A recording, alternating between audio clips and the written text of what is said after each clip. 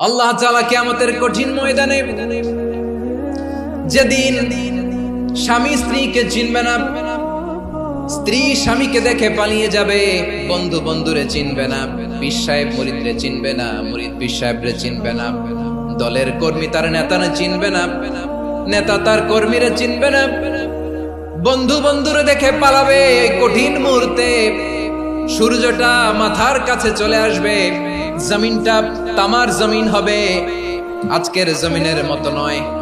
মানুষ ঘর্মাক্ত, ক্লান্ত, শ্রান্ত মাথার মগজগুলো কানের ছিদ্র আর নাকের ছিদ্র দিয়ে বেয়ে বেয়ে পড়বে।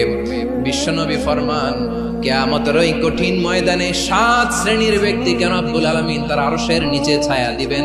তার মধ্যে প্রথম শ্রেণীর ব্যক্তি হলো ইমামুন আদিল, যে ইনসাফের সাথে বিচার করে, যে জাস্টিস সমাজে সার্ভ করে, যে সুশাসন নিশ্চিত করে, ওই ইমামুন আদিল। আদিল শব্দটা বুঝছেন না? ইন্নাল্লাহা ইয়া'মুরু বিল আদল, পাইছেন? আদিল। 7 শ্রেণীর ব্যক্তিকে আল্লাহ তাআলা সুশীতল আরশের নিচে ছায়া দিবেন, যেদিন তার দেয়া ছায়া ছাড়া কোনো ছায়া থাকবে না। এর প্রথম হচ্ছে ইমামুন আদিল, ন্যায়পরায়ণ শাসক। চিল্লায় বলেন সুবহানাল্লাহ।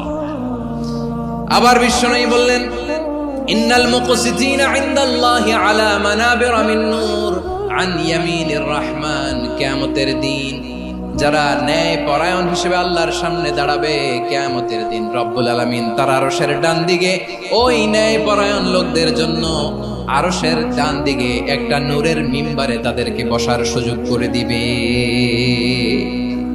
আল্লাহর আরশের ডান দিকে ন্যায় পরায়ণ লোকদের জন্য আল্লাহ তাআলা নূরের মিম্বার বানাবে। 4টে কেন কথা মনে করেছেন? আল আদাল, জাস্টিস। ইন্নাল্লাহা ইয়া'মুরু বিল আদল। আল্লাহ তাআলা এই আদালতের নির্দেশনা দেন, সুবিচার, সুশাসন। প্রিয় ভাইরা, এটা আমরা বাংলাদেশে চাই কি চাই না? এই যে অরাজকতা, এই যে অন্যায়, এই যে জুলুম, এই যে ইনকনসিস্টেন্সি সমাজের অসঙ্গতির প্রধান কারণ জাস্টিস নাই, সুবিচার নাই, সুশাসন নাই। শেষবারের মতো আওয়াজ করে বলেন তো, আমরা বাংলাদেশে আদল চাই কি চাই না? তাহলে প্রথম নির্দেশনা শেষ, আল্লাহ তাআলা তোমাদেরকে আদলের আদেশ দেন। এরপরে আল্লাহ বললেন, আমি তোমাদেরকে ইহসানের আদেশ দেই। ইন্নাল্লাহা ইয়া'মুরু বিল আদলি ওয়াল ইহসান। আমি তোমাদেরকে যেমনি আদলের নির্দেশনা দেই, তেমনি ভাবে তোমাদেরকে ইহসানের নির্দেশনা দেই। ইহসান, আওয়াজ করে সবাই বলেন তো ইহসান।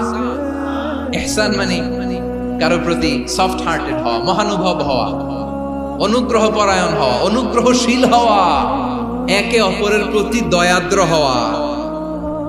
একে অপরের প্রতি দয়াদ্র, অনুগ্রহশীল হওয়া ছাড়া মানবিক সমাজ কশিনকালেও গঠন করা সম্ভব না। প্রিয় ভাইরা, সুন্দর আচরণ দিয়ে, ইহসান দিয়ে যা জয় করা যায়, নরম আচরণ দিয়ে যেটা অর্জন করা যায়, কঠোরতা দিয়ে সেটা পারা যায় না। বিষ্ণু ঈসা ইসলাম ইহসান দিয়ে, কোমল আচরণ দিয়ে, তার অনুগ্রহ দিয়ে তিনি অনেক কাফিরের হৃদয়কে জয় করে ফেলেছেন। সাইয়েদনা সুমামা ইবনে উসাল রাদিয়াল্লাহু তাআলা আনহুর কথা মনে পড়ে যায়। তিনি ছিলেন ইয়ামামার বাদশা। মদিনাতে বিশ্বনবীকে হত্যা করার নিয়তে এসেছিলেন, গোপনে গোপনে বিশ্বনবীকে হত্যা করে আবার ইয়ামামাতে তিনি ফিরে যাবেন। কিন্তু কি অবাক করা কাণ্ড, হত্যা করতে পারে নাই, সাহাবাদের হাতে তিনি ধরা পড়ে গেলেন। সাইয়েদনা সুমামা ইবনে উসাল রাদিয়াল্লাহু তাআলা আনহু হত্যার নিয়তে আসলেন, কিন্তু হত্যা করতে পারলেন না। সাহাবারা ওনাকে ধরে ফেললেন, ধরে মসজিদে নববীর পিলারের মধ্যে বেঁধে রাখলেন।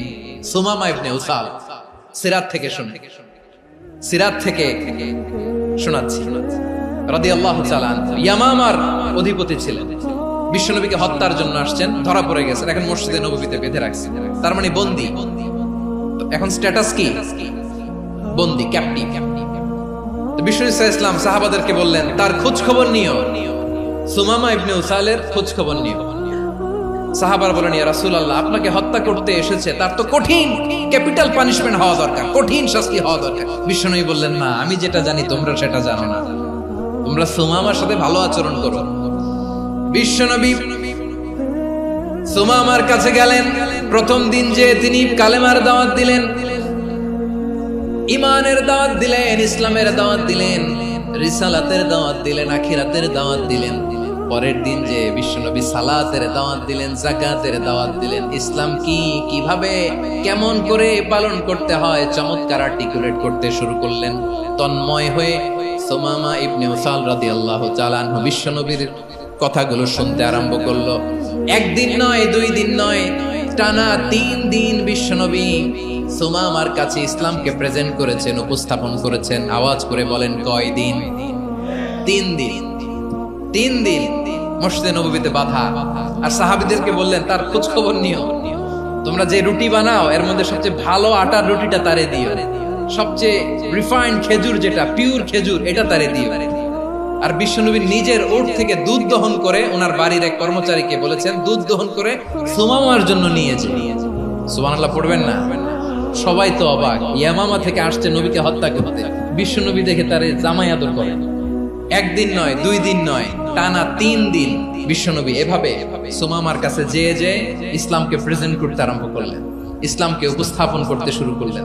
আর তাকে চমৎকার এন্টারটেইনমেন্ট, আপ্যায়ন দিতে আরম্ভ করলেন। টানা 3 দিন যখন ইসলামের দ্য বিউটিজ অফ ইসলাম, ইসলামের সুমহান বাণী, সৌন্দর্য তার কাছে উপস্থাপন শেষ, তাকে আপ্যায়ন শেষ, বিশ্বনবী বললেন সাহাবাদেরকে, যাও এবার সুমামার হাতের পায়ের রশি দুটো খুলে দাও।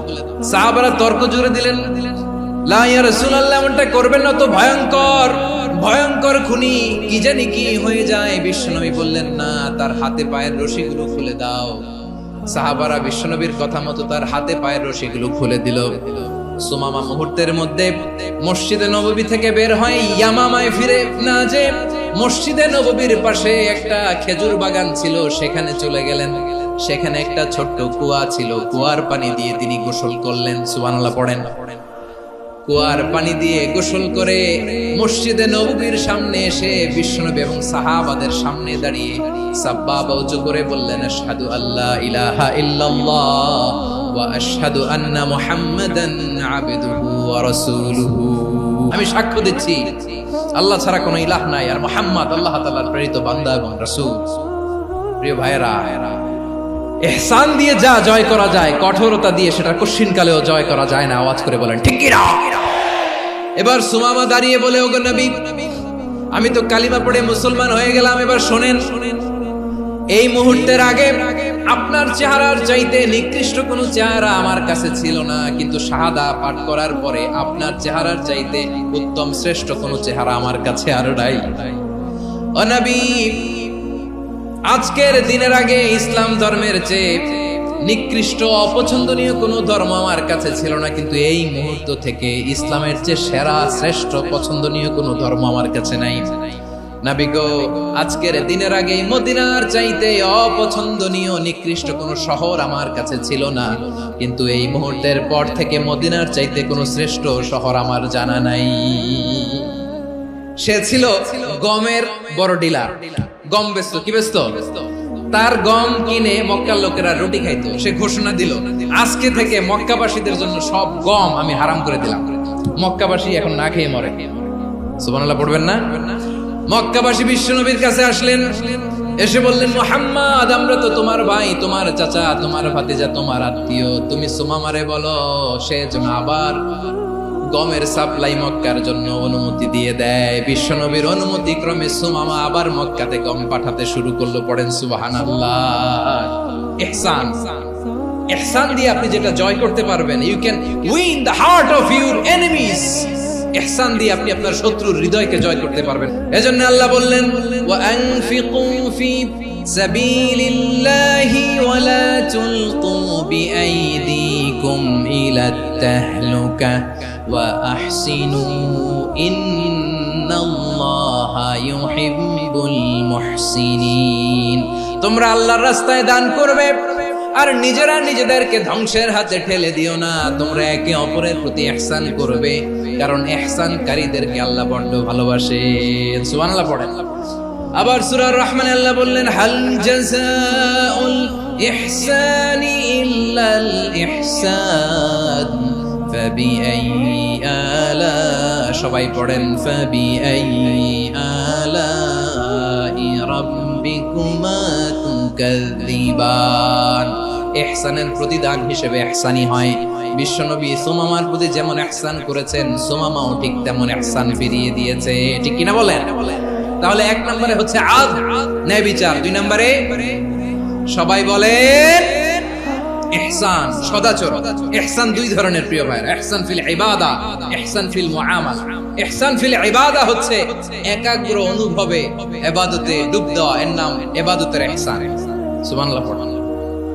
বিশ্বনবী বলেন ইহসান মানে কি জানো নাকি?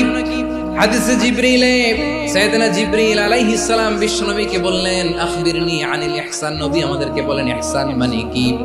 বিশ্বনবী বললেন আনতা আবুদাল্লাহা কাআন্নাকা তারাহু ফাইন লাম তাকুন তারাহু ফাইন্নাহু ইয়ারাক। ইহসান মানে হলো এমন ভাবে তুমি আল্লাহর সামনে নিজেকে উজাড় করে ইবাদত করবে, তুমি ভাববে তুমি আল্লাহকে দেখতে পাচ্ছ।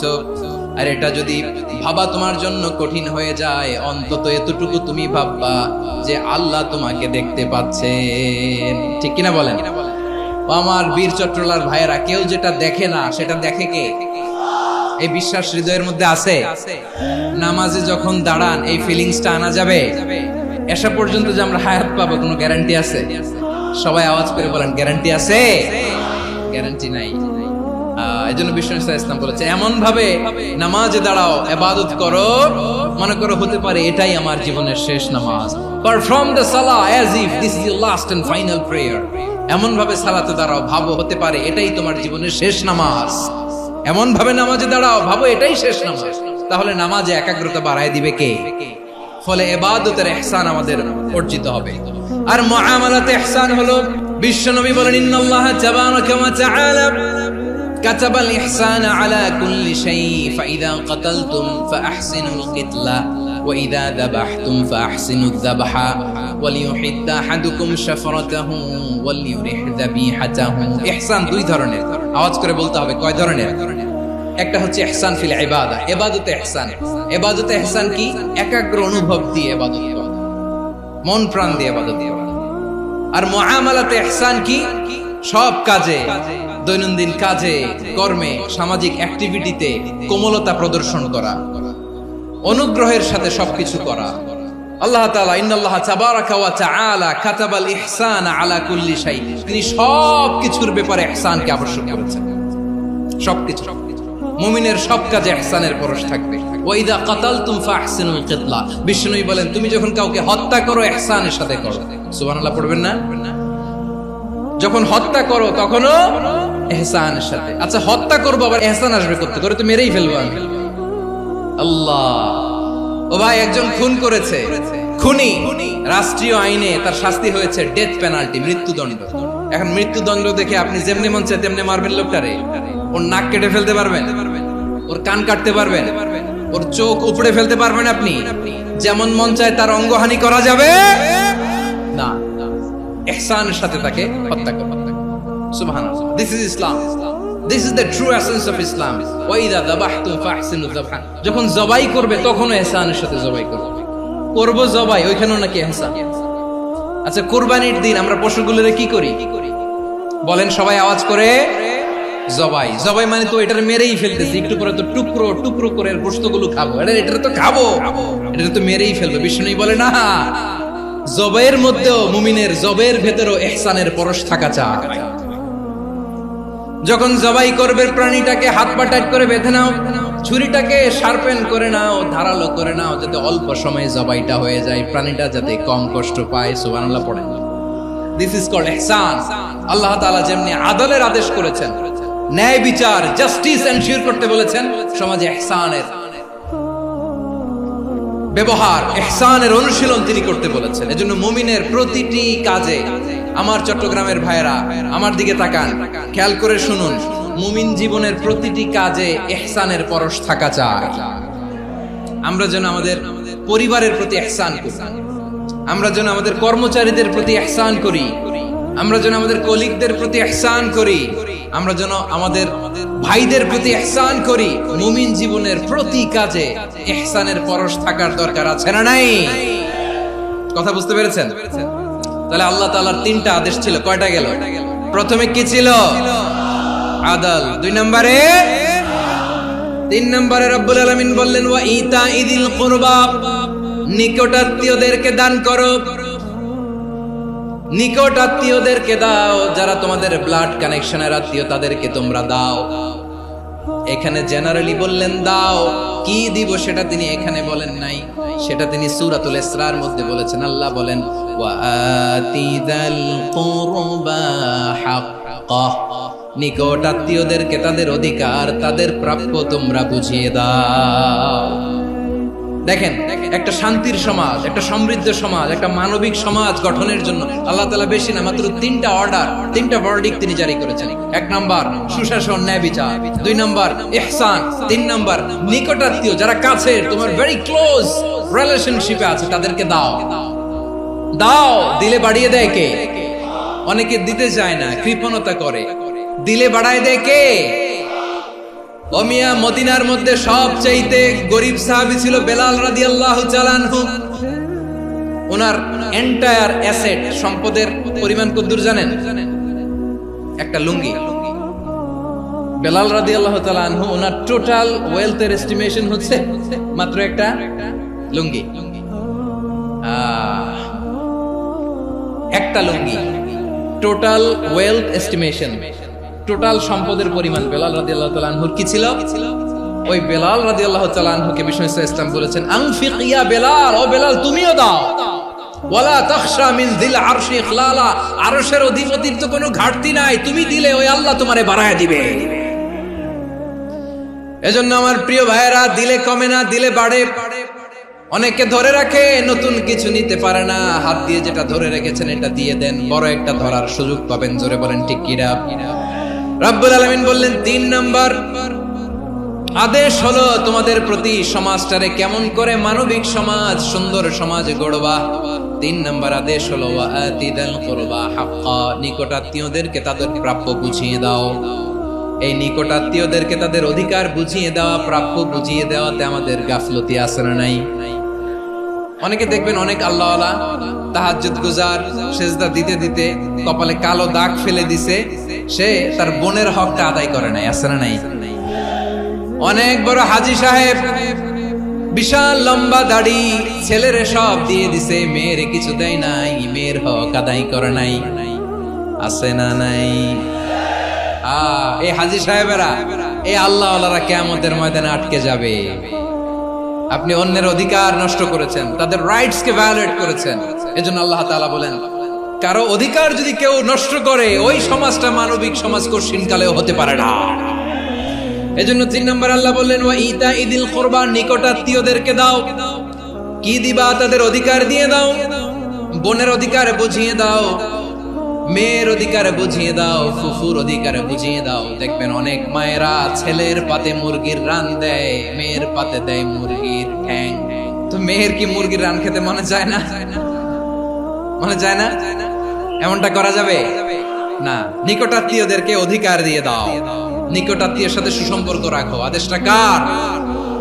এজন্য প্রিয় ভাইয়েরা, জীবনে যদি বারাকা অর্জন করতে চান, নিকটাত্মীয়দের সাথে সুসম্পর্ক রাখতে হবে, তাদের জন্য উপহার পাঠাতে হবে। বিশ্বনবী বলেন লা ইয়াদখুলুল জান্নাতা কাতে, যে ব্যক্তি আত্মীয়তার সম্পর্ককে ছিন্ন করে দেয়, সে কশিনকালেও আল্লাহর জান্নাতে ঢুকবে না। আপনি কি এটারে সহজ হাদিস মনে করছেন? এটা সহজ কথা। আপনি ভাবছেন আপনার নামাজ আপনারে বাঁচাতে পারবে, আপনার রোজা বাঁচাতে পারবে, আপনার তাহাজ্জুদ আপনারে বাঁচাতে পারবে? অধিকার নষ্ট করলে কিছুই আপনারে বাঁচাতে পারবে না। এজন্য নিকট আত্মীয়দেরকে দিতে হবে বেশি বেশি। বিশ্বনবী বলেন ইন্না সাদাকাতা আলাল মিসকিনি সাদাকা ওয়া আলা যির রাহিমি ইসনাতান সাদাকাতুন ওয়া সিলা। মিসকিনরে দান করলে শুধু দানের সওয়াব হয়, নিকট আত্মীয়কে দান করলে দুইটার সওয়াব হয়, সাদাকার সওয়াব হয়, আবার আত্মীয়তার বন্ধন অটুট রাখার সওয়াব হয়ে যায়। আবার বিশ্বনবী বললেন মান সাররাহু আইয়ুবসাতা লাহু ফি রিজকিহি ওয়া ইউনসা লাহু ফি আসারিহি ফালইয়াসিল রাহিমা। যে ব্যক্তি তার রিজিকের প্রশস্ততা চায় আর হায়াতে বরকত চায়, সে যেন তার আত্মীয়ের সাথে সুসম্পর্ক রাখে। আমার প্রিয় চট্টলার ভাইয়েরা, আমাদের রিজিক বাড়ুক, এটা আমরা চাই কি চাই না? সবাই চান? হ্যাঁ, আমাদের রিজিকে প্রশস্ততা আসুক, চাই কি চাই না? আমাদের হায়াতে বরকত আসুক, আমরা চাই কি চাই না? এই দুইটা যদি চান, তাহলে নিকট আত্মীয়দের সাথে সুসম্পর্ক রাখবেন। পারবেন? তাহলে সমাজটারে মানবিক সমাজ বানায় দিবে কে? তিনটা আদেশ চলে গেল। এক নম্বরে কি ছিল? 2 নম্বরে, 3 নম্বরে নিকটাত্মীয়দেরকে দান। আল্লাহ তাআলা তিনটা জিনিসের যেমনি আদেশ করেছেন, অনুরূপভাবে তিনটা বিষয় তিনি বারণ করেছেন, নিষেধ করেছেন, ওগুলোর কাছেও যাওয়া যাবে। রাব্বুল আলামিন বলেন, ওয়ায়ানহা আনিল ফাহশাই ওয়াল মুনকারি ওয়াল বাগি। আমি যেমনি তিনটি বিষয়ে আদেশ করলাম, অনুরূপভাবে তিনটি বিষয়ে বারণ করলাম, নিষেধ করলাম। আমার 1 নাম্বার নিষেধাজ্ঞা হলো অশ্লীলতার প্রতি। ফাহশা, ওয়ায়ানহা আনিল ফাহশা, আল্লাহ তাআলা অশ্লীলতাকে নিষেধ করেছেন। কোন জিনিসকে? সবাই বলুন, কোন জিনিসকে? যত ধরনের, যত টাইপের, যত ক্যাটাগরির অশ্লীলতা হতে পারে, সব অশ্লীলতাকে হারাম করেছেন কে? ফাহশা মানে কি? কথায়, কাজে, আচরণে, কমেন্ট, ফেসবুকের কমেন্টসে যত ধরনের নোংরামো আছে, যত ধরনের অশ্লীলতা আছে, এটাকে আরবিতে বলে ফাহশা। রাব্বুল আলামিন বলেন, কুল ইন্নামা হারামা রাব্বিয়াল ফাওয়াহিশা মা যাহারা মিনহা ওয়া মা বাতান। ও নবী, আপনি বলে দেন, আমার রব প্রকাশ্য, অপ্রকাশ্য, স্পষ্ট কিংবা অস্পষ্ট, দৃশ্যমান কিংবা অদৃশ্যমান সব অশ্লীলতাকে হারাম করেছেন। সব ধরনের অশ্লীলতা হারাম। আল্লাহ তাআলা আমাদেরকে অশ্লীলতা থেকে বাঁচান। এবার বলেন, আমাদের সমাজে অশ্লীলতা আছে না নাই? অশ্লীলতা নানা ভাবে, নানা নামে, নানা মোড়কে আমাদের সমাজে আছে না নাই? সংস্কৃতির নামে, ফ্যাশনের নামে, বিনোদনের নামে, উপন্যাসের নামে, কনসার্টের নামে অশ্লীলতা আছে না নাই? আপনি দেখেছেন কনসার্টগুলোর অবস্থা? আমাদের তরুণ তরুণীরা, আমাদের যুবক যুবতীরা, আমাদের জেনজিরা, কি অবস্থা ওইখানে? কনসার্টের নামে অশ্লীলতা আছে না নাই? ছেলে মেয়ে একে অপরকে জড়ায় ধরতেছে, একে অপরকে চুমু খাচ্ছে, প্রকাশ্যে, দিবালোকে, গণমানুষের সামনে। আল্লাহ তাআলা এই অশ্লীলতা থেকে আমাদেরকে বেঁচে থাকতে বলেছেন। রূপালী জগতের নামে অশ্লীলতা আছে না নাই? এই টার্মটা আপনারা জানেন না? রূপালী জগৎ কি জগৎ? আসলে কি রূপালী জগৎ না অন্ধকার জগৎ? আমার বোনেরা, আপনাদেরকে যে কি বলে তারা বুঝায়, রূপালী জগৎ শুনেই আপনি ভরকে যাবেন না। রূপালী জগতে যে নারী যত বেশি উলঙ্গ, সে নাকি তত বেশি সাহসী। জানেন? বলে এটা একটা সাহসী নারী, খুব সাহসী পদক্ষেপ তার। যত বেশি শরীর থেকে কাপড় নামাতে পারবে, যত বেশি বস্ত্রহীন হয়ে নিজেকে প্রেজেন্ট করতে পারবে, সে নাকি তত বেশি সাহসী। আমার চট্টলার ভাইয়েরা, শয়তানের প্রথমে এজেন্ডা ছিল বনি আদমকে বস্ত্রহীন করা। সে আদম এবং হাওয়া আলাইহিস সালামকে নিষিদ্ধ গাছের ফল খাইয়ে তাদেরকে বস্ত্রহীন করেছে। এই জামিনেও সে আমাদেরকে বস্ত্রহীন করতে চাইবে। এই রূপালী জগতের নামে তারা এটা করে। আমার প্রিয় বোনেরা, আপনি জানেন না আপনার দাম কত? ওরা আপনাদেরকে বিজ্ঞাপনের সস্তা পণ্য বানাতে চায়। ওরা আপনাদেরকে ওদের ভোগের লিপসার টুলস বানাতে চায়। ওরা আপনাদেরকে দিয়ে ওদের খায়েশ পূরণ করতে চায়। এটা আপনাদের জন্য মোটেও ডিগনিটি নয়, এটা আপনাদের জন্য সম্মান নয়। আপনার সম্মান শালীনতায়, আপনার সম্মান হেজাবে, আপনার সম্মান ভদ্রতায়, আপনার সম্মান আপনার ডিসেন্ট পোশাকে। পোশাক বলে দেয় এই নারীটা ভদ্র না অভদ্র। পোশাক বলে দেয় এই মেয়েটা কোন ঘরের মেয়ে। আপনি জানেন না, আপনারা সস্তা পণ্য বানায়, ভোগের পণ্য, বিলবোর্ডে আপনাকে উলঙ্গ করে উপস্থাপন করে। এই অশ্লীলতার সাথে ইসলামের কোনো সম্পর্ক। এজন্য আল্লাহ বলেন, আমি অশ্লীলতাকে হারাম করেছি। অশ্লীলতাকে হারাম করার প্রথম কারণ হলো এর মাধ্যমে মানবতাকে অপমানিত করা হয়। কারণ মানুষের সম্মান মানুষের পোশাকে। মানুষ যখন পোশাকহীন হয়ে যায়, বস্ত্রহীন হয়ে যায়, তার সম্মান কমে যায়, ঠিক কিনা?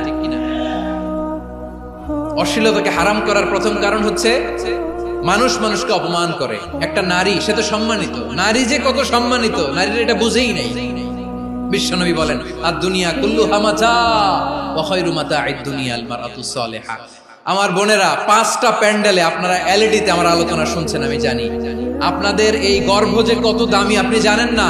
আপনার পেট থেকেই আসবে আগামী দিনের সালাহুদ্দিন আল আইয়ুবী। আপনার পেট থেকেই আসবে অনাগত দিনের ইমাম মাহদী আল মুনতাযর। আপনার পেট থেকেই আসবে অনাগত দিনের ফয়সাল, ওয়াসিম, মুগ্ধ, আবু সাইদের মতো বীর যোদ্ধা। আমার প্রিয় বোনেরা, আমার প্রিয় বোনেরা, বিশ্বনবীর কথার ওজন খেয়াল করেন। আদ-দুনিয়া কুল্লুহা মাতা ওয়া খায়রু মাতা'আদ দুনিয়াল মারআতুস সালিহা। দুনিয়ার সবকিছুই অ্যাসেট, এর মধ্যে সবচেয়ে দামি অ্যাসেট নেককার নারী। আপনার গর্ভ যে কত দামি আপনি জানেন না। নিজের সময়টাকে কাজে লাগান, কোরআন পড়েন, সুন্নাহ পড়েন। আপনার অনেক দায়িত্ব ঘরে। You are the MD of your family. একটা family it's a very big institution. পরিবার একটা অনেক বড় প্রতিষ্ঠান। And you are the MD of your institution. আপনি এই পরিবারের MD, managing director of your family. এখানে আপনার কত দায়িত্ব। আপনি ছেলে মেয়েদেরকে তারবিয়া করবেন, আপনি আপনার স্বামীর জন্য ঘরটারে জান্নাতের নীর বানাবেন, আপনার জন্য জান্নাতের ডুপ্লেক্স বাড়ি ওইখানে তৈরি করে রাখবে কে? আপনি যে কত দামি আপনি জানেন না। নারীদেরকে আল্লাহ বানিয়েছেন উচ্চতর করে, নিম্নতর নয়। নারীদেরকে ছোট্ট জিনিস দিলে এটারে বড় করে দেয়।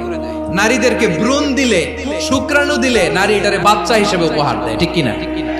বিয়ের মাধ্যমে স্বামী যখন তার শুক্রাণু তার স্ত্রীকে উপহার দেয়, স্ত্রী রিটার্নে কি উপহার দেয়? ফুল ফর্ম বেবি, মানব সন্তান। দেখছেন, আপনি দিলেন একটু, উনি দিছে বিশাল। আপনি যদি নারীকে বাজার এনে দেন, নারী এটাকে সুস্বাদু খাবারে রূপান্তর করে দেয়। আপনি তাকে একটা মুচকি হাসি দিয়ে দেন, সে তার কলিজা দিয়ে দেয়। কিন্তু যদি আপনি তার মনে কষ্ট দেন, সে আপনার জীবনকে জাহান্নাম বানাইয়া দেয়। নারীর মন বুঝতে পারলে নেয়ামত, বুঝতে না পারলে কিয়ামত। আমার প্রিয় বোনেরা, আপনি যে কত দামি আপনি জানেন না। অনেক দামি আপনি। আপনাদেরকে যেন ভোগের সস্তা পণ্য বানাতে না পারে, আপনাদেরকে সচেতন থাকতে হবে। তাহলে কেন আল্লাহ তাআলা এই ফাহশা, অশ্লীলতাকে হারাম করলেন? 1 নাম্বার, এতে হিউম্যান ডিগনিটি কমে। 2 নাম্বার, এতে মানুষের অধিকার নষ্ট হয়। আপনি বিয়ে করেছেন, এরে পরকিয়া করেন, ওর সাথে এরকম আছে না নাই? স্ত্রীর অধিকার নষ্ট করেছেন। আপনি বিবাহ সম্পর্কে আবদ্ধ হয়েছেন তার সাথে, আপনি পরকিয়া করেন ওই ছেলের সাথে, আপনি আপনার হাজবেন্ডের সাথে বিট্রে করেছেন। এজন্য আল্লাহ অশ্লীলতাকে হারাম করেছেন। অশ্লীলতাকে হারাম করার আরেকটা কারণ হচ্ছে আল্লাহ তাআলা এই হিউম্যান জেনারেশনকে, এটাকে প্রিজার্ভ করতে চায়। হিফজুন নাসল, এটা মাকাসিদুশ শরিয়ার অনেক গুরুত্বপূর্ণ একটা মাকাসিদ, অনেক গুরুত্বপূর্ণ। আপনার নাসল, আপনার জেনারেশনকে সংরক্ষণ করা। এই যে আসতেছে ফেব্রুয়ারি, কত ফেব্রুয়ারি জানো? এটা কি বিশ্ব ভালোবাসা দিবস? হ্যাঁ, কি দিবস? এই বিশ্ব ভালোবাসা দিবসের সাথে মুসলমানদের কোনো সম্পর্ক নাই। আমার প্রিয় ভাইরা, এই যে আপনি অবৈধ সম্পর্কে জড়ালেন, কেন আল্লাহ অশ্লীলতাকে হারাম করেছে দেখেন। বলতেছিলাম যে এটা আপনার নাসল, আপনার জেনারেশন, আপনার লিনিয়েজ, আপনার বংশকে প্রিজার্ভ করা। কে কার বাবা, কে কার মা, বাবা মা জানা, প্রজন্মকে প্রিজার্ভ করা, এটা ইসলাম ওয়াজিব করে দিয়েছে। এই যে অবৈধ সম্পর্কের কারণে, বিশ্ব বেহায়া দিবসের কারণে, এগুলোর আউটকাম, আউটপুট হিসেবে মাঝে মাঝে ঢাকা মেডিকেলের ডাস্টবিনে নবজাতকের বাচ্চার কান্নার আওয়াজ শুনতে পাওয়া যায়। চট্টগ্রাম মেডিকেলের ডাস্টবিনে নবজাতকের কান্না শুনতে পাওয়া যায়। বীর চট্টলার মুসলমানেরা বুঝতে পারলে আওয়াজ করে বলেন, এই যে চট্টগ্রাম মেডিকেলে যে নবজাতকটা পাওয়া গেল, ওর বাবাকে আমাকে বলেন, ওর মাকে, ও কোন ফ্যামিলির সন্তান কেউ জানে? আপনি হিউম্যান ডিগনিটিকে অপমান করেছেন না? আপনি তার ভবিষ্যৎকে অন্ধকার করেছেন না? আপনি তার লিনিয়েজকে প্রশ্নবিদ্ধ করে দিয়েছেন না? এই জন্য আল্লাহ তাআলা অশ্লীলতাকে আমাদের জন্য হারাম করে দিয়েছেন। পড়েন সুবহানাল্লাহ। এই জন্য রাব্বুল আলামিন বলেন, কুল ইন্নামা হারামা রাব্বিয়াল ফাওয়াহিশা মা যাহারা মিনহা ওয়া মা বাতান। প্রকাশ্য অপ্রকাশ্য সব অশ্লীলতাকে হারাম ঘোষণা করে দিয়েছে কে? আবার দুনিয়ার বুকে যারা অশ্লীলতার প্রসার করে তাদের জন্য শাস্তি মজুদ রেখেছে কে? রব্বুল আলামিন বলেন, ইন্নাল্লাযীনা يحبون أن تشيع الفاحشة في الذين آمنوا لهم عذاب أليم في الدنيا والآخرة والله يعلم وأنتم لا تعلمون নিশ্চয়ই যারা বিশ্বাসীদের মাঝে অশ্লীলতার প্রচার প্রসার করতে চায় তাদের জন্য আমি মর্মন্তুদ শাস্তি প্রস্তুত করে রেখেছি, দুনিয়াতেও রেখেছি, আখিরাতেও রেখেছি। ঘোষণাটা কার? যারা এই নাটকের নামে, সিনেমার নামে, রূপালী জগতের নামে, মুভির নামে, ওটিটি প্ল্যাটফর্মের নামে আমার সমাজে অশ্লীলতা ছড়াতে চায় তাদের জন্য কঠিন মর্মন্তুদ শাস্তি মজুদ রেখে দিয়েছে কে? ও আমার বোনেরা, এখনো আপনি জাগবেন না? এখনো আপনার চিন্তার দুয়ারে এখনো নাড়া পড়ে নাই? ওরা আপনাকে উলঙ্গ বানাতে চায়, ওরা আপনাকে আইটেম গার্ল বানাতে চায়। এজন্য ইসলাম অশ্লীলতাকে হারাম করেছে। হারাম। ইসলাম বলেছে যোজন যোজন দূরে থাকো, ওরা বলে না কাছে আসো, কাছে আসার গল্প, ক্লোজ আপ ওয়ান, কাছে আসার গল্প আছে না নাই?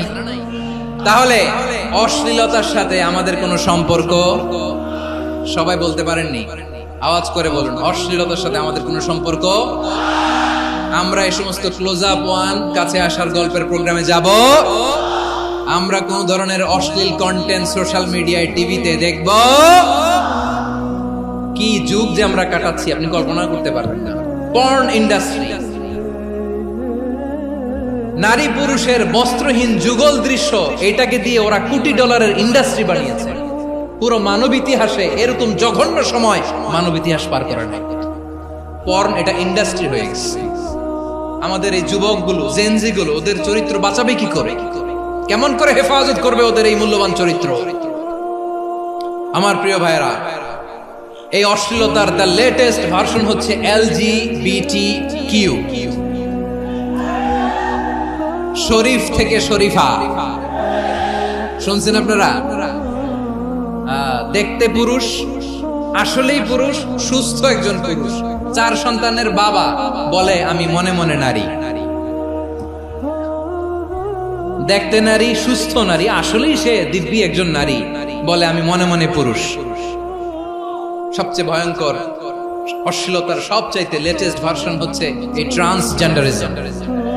সুস্থ পুরুষ তার বায়োলজিক্যাল গ্রোথকে হরমোন দিয়ে স্টপ করে দিয়ে সে সার্জারি করে নারী হতে চায়, সুস্থ নারী পুরুষ হতে চায়। পুরুষ পুরুষের প্রতি সেক্সুয়ালি আকর্ষণ বোধ করে, এটা লূত আলাইহিস সালামের কওমের মধ্যে ছিল। এটাকেও আল্লাহ কোরআনে ফাহিশা বলেছেন। ওয়ালুতান ইয ক্বালা লিকাওমিহি আতাতুনাল ফাহিশাতা মা সাবাকাকুম বিহা মিন আহাদিম মিনাল আলামিন। লূত আলাইহিস সালাম বললেন, তোমরা কি এমন এক অশ্লীল কার্যক্রমে ডুব দিলে নাকি যেটা গোটা বিশ্বের কেউ কখনো করে নাই? তোমরাই প্রথম করেছো। পড়েন নাউযুবিল্লাহ। এই পশ্চিমের এই রোগ আমার দেশে যেন আসতে না পারে, আমাদের সজাগ থাকতে হবে। প্রিয় ভাইরা, চিল্লায় বলেন ঠিক কি না? পশ্চিমের অবস্থা ভয়ঙ্কর। পাশ্চাত্যে, আমি যুক্তরাষ্ট্রে ছিলাম অনেকদিন, কয়েক মাস, বিভিন্ন স্টেটে ঘুরেছি। গার্ডিয়ানরা উদ্বিগ্ন, ছেলে মেয়েদেরকে, ছোট্ট ছেলে মেয়ে, ওদেরকে জিজ্ঞেস করে, তুমি how do you feel right now inside yourself? তুমি ভিতরে ভিতরে কেমন ফিল করো? তোমার কি ছেলে ছেলে লাগে না মেয়ে মেয়ে লাগে? আচ্ছা বলেন, এই ছোট্ট বাচ্চাটা ওকে এগুলো জেন্ডার অ্যাসাইনমেন্ট বলতে এগুলো কিছু বুঝে? এইভাবে মিসগাইড করা হচ্ছে। কৌতূহল বশত ছোট্ট ছেলে যদি বলে আমার তো মেয়ে মেয়ে লাগে, তখন বলে যে না তুমি মেয়ে, ছেলে না। মা বাবা বাধা দিলে ওকে আলাদা গভর্নমেন্ট হাউসে নিয়ে যায়। ভয়ঙ্করতম অবস্থা। আমরা একটা সময় শুনতাম যে হুজুর আমার ছেলেটা খুব ভালো, হাফেজে কোরআন, আল্লাহওয়ালা। হুজুর আমার ছেলে দাড়ি রাখছে, আল্লাহওয়ালা। হুজুর আমার ছেলে 5 ওয়াক্ত সালাত জামাতের সাথে পড়ে, তার মানে আল্লাহওয়ালা। পশ্চিমে যে আমি কি শুনছি জানেন? ওরা বলে হুজুর আমার ছেলেটা ইউনিভার্সিটির একটা মেয়ের সাথে প্রেম করে, ও খুব আল্লাহওয়ালা, হুজুর দোয়া করবেন। এর কারণ ওদের কাছে আল্লাহওয়ালার ক্রাইটেরিয়া হচ্ছে হুজুর আমার ছেলেটা আরেক ছেলের পছন্দ করে নাই, আমার মেয়েটা আরেক মেয়েকে ভালোবাসে নাই, এজন্য আমার ছেলেটা আল্লাহওয়ালা, হুজুর ওর জন্য একটু দোয়া করে দিয়ে। কি চ্যালেঞ্জ ওরা ফেস করতেছে।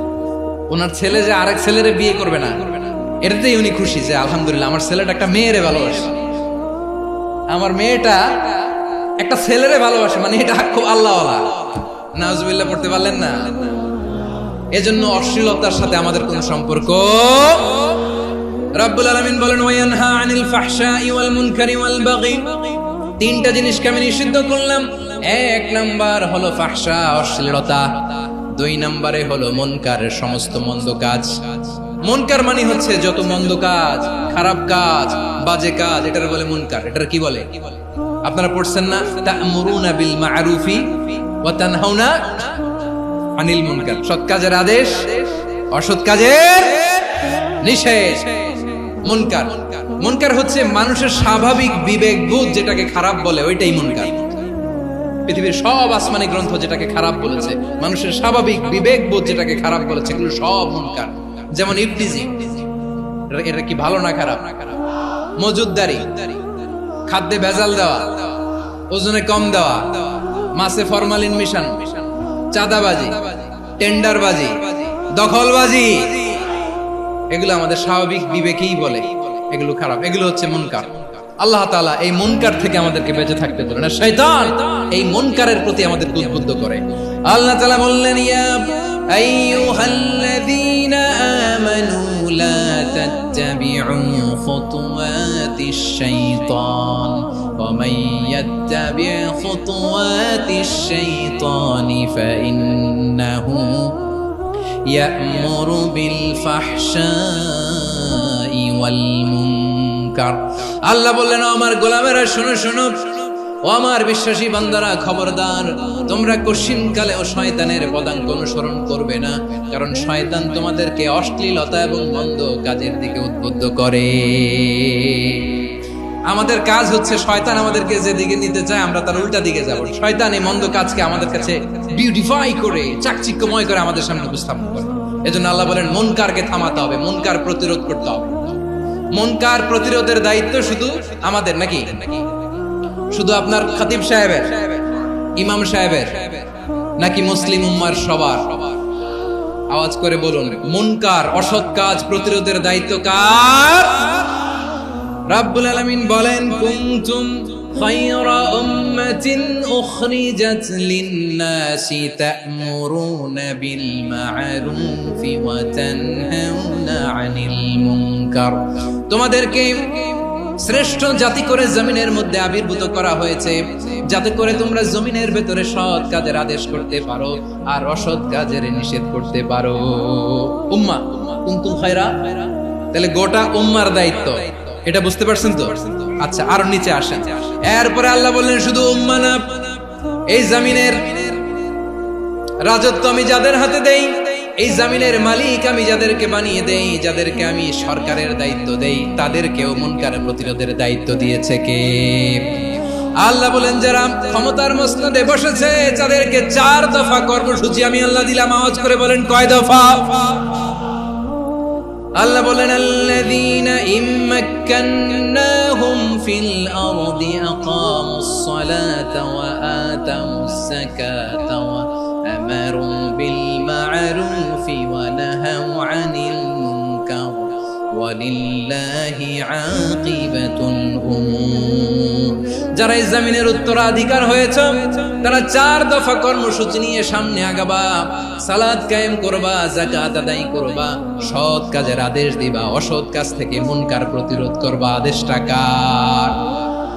আমার প্রিয় চট্টলার ভাইরা, পুরো উম্মার দায়িত্ব মুনকার প্রতিরোধ করা, সরকার প্রধানের দায়িত্ব মুনকার প্রতিরোধ করা। এরপর আল্লাহ বলেন প্রতিটা ফ্যামিলির যিনি প্রধান সিইও বাবা, প্রত্যেক বাবারও দায়িত্ব এই মুনকার প্রতিরোধ করা। আওয়াজ করে বলেন ঠিক কি না?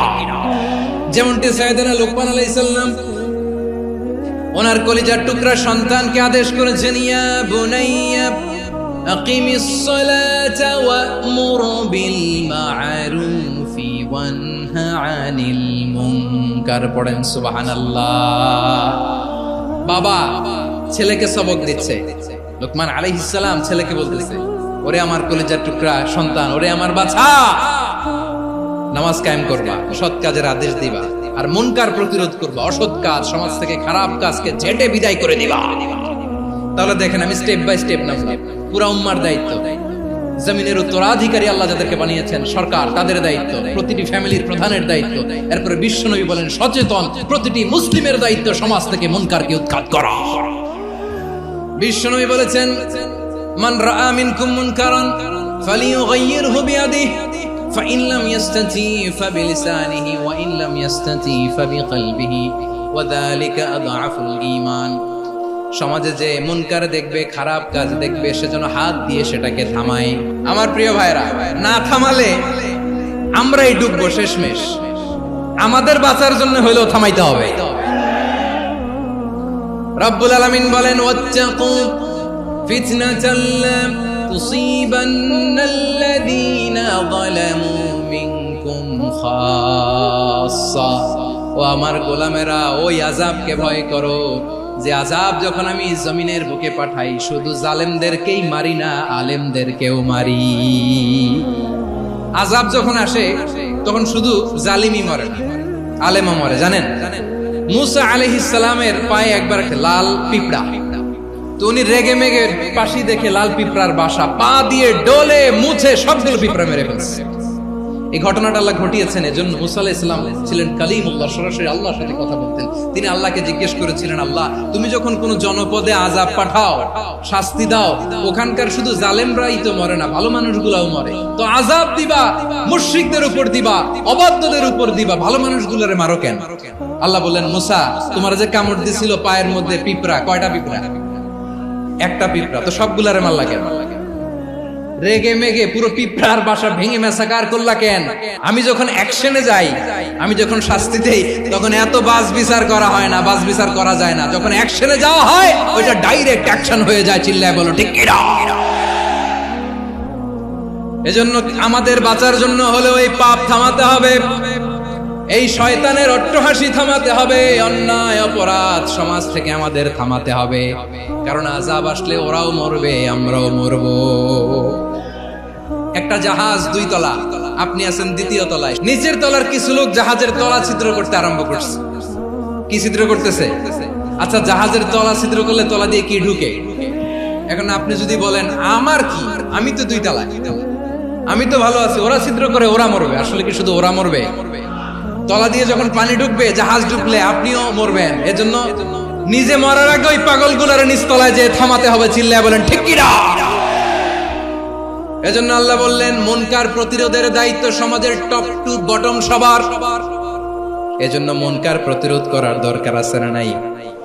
সমাজে এই যে ইফটিজিং হয়, আপনার বোনের বয়সী একটা মেয়েকে কিছু বখাটে টিটকারি করে, এই বলে সেই বলে, নোংরা কথা বলে, রাস্তায় দেখেও আপনি পাশ দিয়ে না দেখার মতো চলে যান কেন? আপনি দাঁড়ান না কেন?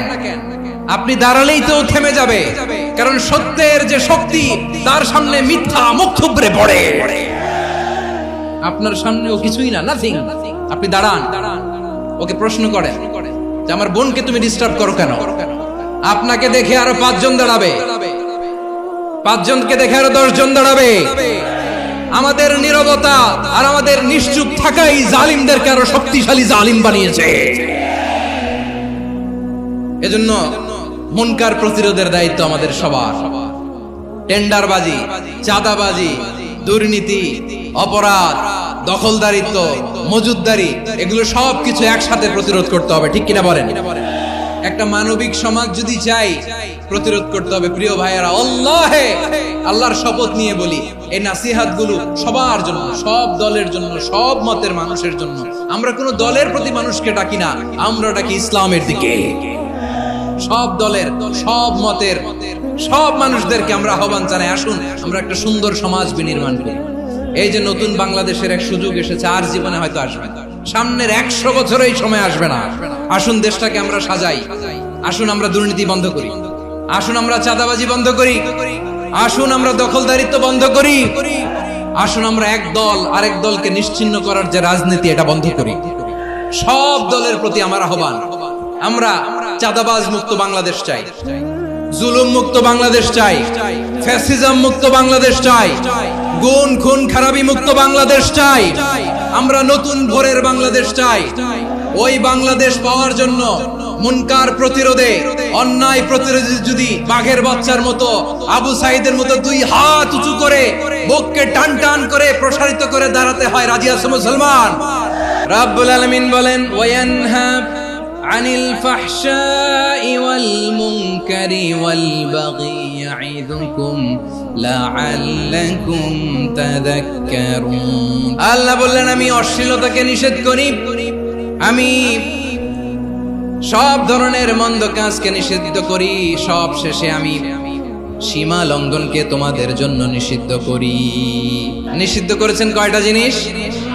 1 নম্বরে অশ্লীলতা, 2 নম্বরে মুনকার তথা সব মন্দ কাজ, 3 নম্বরে আল বাগি সীমা লঙ্ঘন, ক্রসিং দ্য লিমিট। সীমা লঙ্ঘন করা ভালো না। We all should know our limits. চিল্লায় বলেন ঠিক কিনা?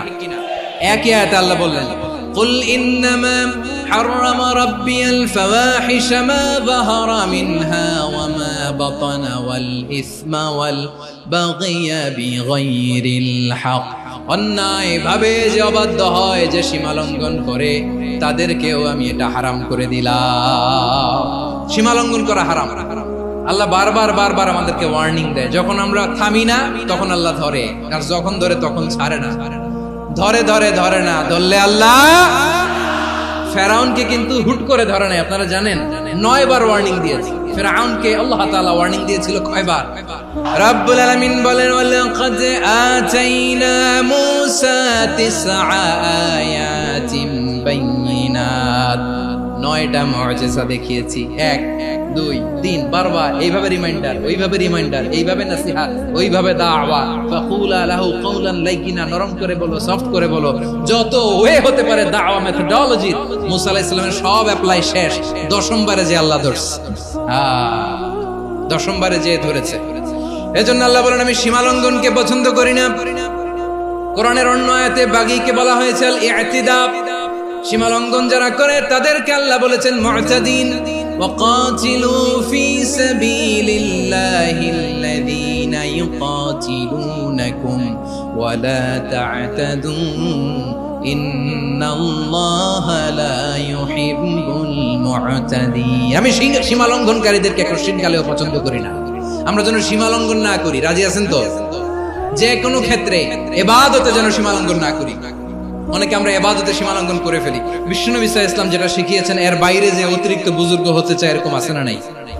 কোন ক্ষেত্রে সীমা লঙ্ঘন করা যাবে, এমনকি যুদ্ধ ক্ষেত্রেও না। বিশ্বনবী সাল্লাল্লাহু আলাইহি ওয়াসাল্লাম বলেন খবরদার যুদ্ধ ক্ষেত্রেও সীমা লঙ্ঘন করো না। কি সুন্দর ইসলাম আমরা পেয়েছি। বিশ্বনবী বলেন খবরদার যুদ্ধের ময়দানে কোনো নারীর গায়ে হাত তোলো না, কোনো শিশুর গায়ে হাত তোলো না, কোনো গবাদি পশু হত্যা করো না, কোনো শস্য ক্ষেত্র ধ্বংস করো না, ইবাদতরত অন্য ধর্মের কোনো সন্ন্যাসীর গায়ে হাত তোলো না। বলেন সুবহানাল্লাহ। তাহলে আমরা সীমা লঙ্ঘন করতে পারবো? প্রিয় ভাইরা, একটা সুখী, সমৃদ্ধ, শান্তির সমাজ, মানবিক সমাজ যদি আমরা গঠন করতে চাই, আমাদের আল্লাহর দেয়া কয়টা আদেশ মানতে হবে বলেন দেখি? আর বেঁচে থাকতে হবে কয়টা জিনিস থেকে? আল্লাহর আদেশ কি? 1 নাম্বার আদাল, ন্যায়পরায়ণতা। আমরা সুবিচার, সুশাসন, ন্যায় বিচার চাই কি চাই না? 2 নম্বরে কি ছিল? মাশাআল্লাহ, আমরা যেন সবার প্রতি দয়া পরবশ হই, ইহসান করি। 3 নম্বরে কি ছিল? নিকটাত্মীয়দের দান করা, তাদের অধিকার প্রাপ্য বুঝিয়ে দেওয়া। পাশাপাশি 3টা জিনিস থেকে আল্লাহ বারণ করেছেন, নিষেধ করেছেন। তার প্রথমটা ফাহশা, অশ্লীলতা। অশ্লীলতার সাথে আমাদের কোনো সম্পর্ক। 2 নম্বর নিষেধাজ্ঞা কি ছিল? আল মুনকার, সমাজের যত মন্দ কাজ এগুলোকে আমরা প্রতিরোধ করব। রাজি আছেন তো সবাই? 3 নম্বরে আল বাগী, সীমালঙ্ঘন। কোন মুসলিম সীমালঙ্ঘন করে না। রাব্বুল আলামিন শেষে বললেন ইয়াইদুকুম লাআল্লাকুম তাযাক্কারুন। আল্লাহ তোমাদেরকে উপদেশ দেন যাতে তোমরা শিক্ষা গ্রহণ করো। আমরা উপদেশ দেব, আমরা জোর করে কাউরে কিছু মানাতে চাই না। লা ইকরাহা ফিদ্দিন ওয়াযাক্কির ফাইন্না যিকরা তানফাউল মুমিনিন। উপদেশ দিলে এটা মুমিনদের কাজে দেয়। লাস্তা আলাইহিম বিমুসাইতির ইন্নামা আনতা মুযাক্কির। নবী হে, আপনি রিমাইন্ডার দাতা, আপনি উপদেশ দিবেন। আমরাও বিশ্বনবীর এই হাদিসগুলো থেকে, কোরআনের আয়াত থেকে রিমাইন্ডার, এই কথামালা বাণী বাহক হিসেবে এই বাণীগুলো আপনাদের সাথে কাছে পৌঁছে দিলাম। আমরা আল্লাহ তাআলার কাছে প্রার্থনা করি, আল্লাহ আমরা যেন আদল দিয়ে আমাদের সমাজকে গঠন করতে পারি। আল্লাহ আমরা যেন ইহসান করতে পারি, আমরা যেন নিকটাত্মীয়দের দান করতে পারি। আল্লাহ যত ধরনের অশ্লীলতা, অনাচার, মন্দ কাজ, সীমালঙ্ঘন, অবাধ্যতা থেকে যেন আমরা বেঁচে থাকতে পারি। আল্লাহ তাআলা আমাদের সবাইকে কথাগুলো বোঝার ও আমল করার তৌফিক দান করুক। হাযা মা ইনদি ওয়াল ইলমু ইনদাল্লাহ আলাইহি তাওয়াক্কালতু ওয়া ইলাইহি উনীব। সুবহানাকাল্লাহুম্মা বিহামদিকা আশহাদু আল্লা ইলাহা ইল্লা আনতা আস্তাগফিরুকা ওয়া আতুবু ইলাইক।